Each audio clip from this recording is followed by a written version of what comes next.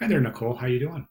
Thanks so much for your submission. I want to just make a quick little kind of disclaimer apology right here. One of my big dogs is right over here, and he's snoring. So if you hear that in the background, that's what it is. My dog's on the ground. He's snoring pretty loud. So sorry about that. Anyways, let sleeping dogs lie, right? Let's go ahead and take a look. So you said something here that you had trouble thinking of things. I disagree. I think your ideas are fantastic. And boy, I got to tell you something. You're good. These are really fantastic. You got a lot of talent. Um, as a sketch artist. So this is beautiful. I can't wait to see where this is going.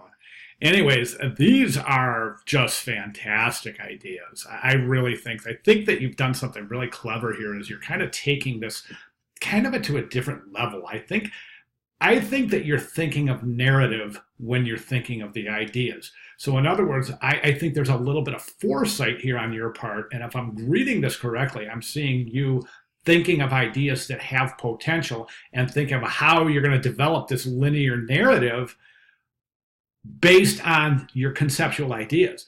And that's fantastic. And I think that to a high degree is where a lot of students struggle with this assignment is they get their idea, but they don't think when they're in the idea development stage, they're not thinking about execution. And some of the ideas are subsequently become very, very, very difficult to present in a linear fashion. I hope that makes sense. I don't see that here. I see these are great. They're playful. There's a nice amount of jocularity, which is great for this assignment. I think the levity associated with this assignment is pretty obvious. So that's fantastic. And they're fun, and oh, they're so good. Plus, I can see a story behind every one of them. I really can. I think they're great. Okay, let's go and take a look. A hat for an animal bed. That's nice. That's cute. I like that. This is fantastic because it doesn't involve any humans, and I think that a lot of times when students kind of break these kind of norms of developing a narrative with animals or maybe even inanimate objects in association with something other than humans, otherwise animals, I think it's really, really interesting. So I could see these two little guys, running around the floor of an apartment and gathering these things, gathering this little fulcrum and a rule, finding a ruler and setting up this little play area. I just think it's so clever.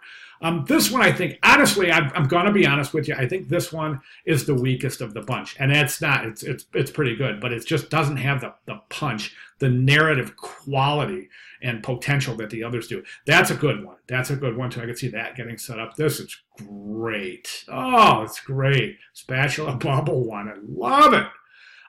Fantastic. The umbrella boat with two little kids, one looking on this side. The kids are, good stuff.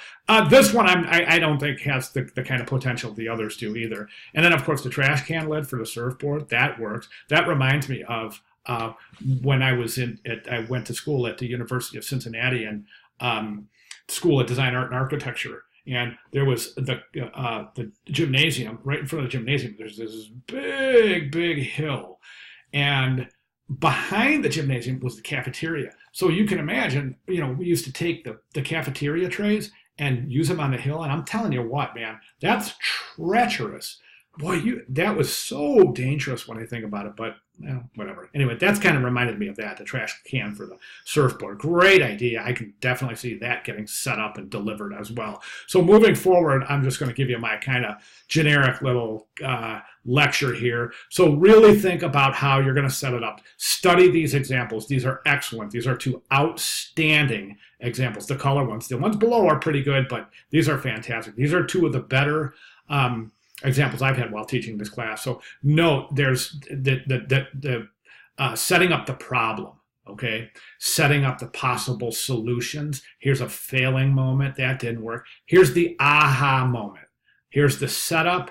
Here's the implementation, execution, and the final outcome. So it's set up beautifully. Linear narrative quality here is fantastic. Same thing here. You really follow this story beautifully as it has a setup, action,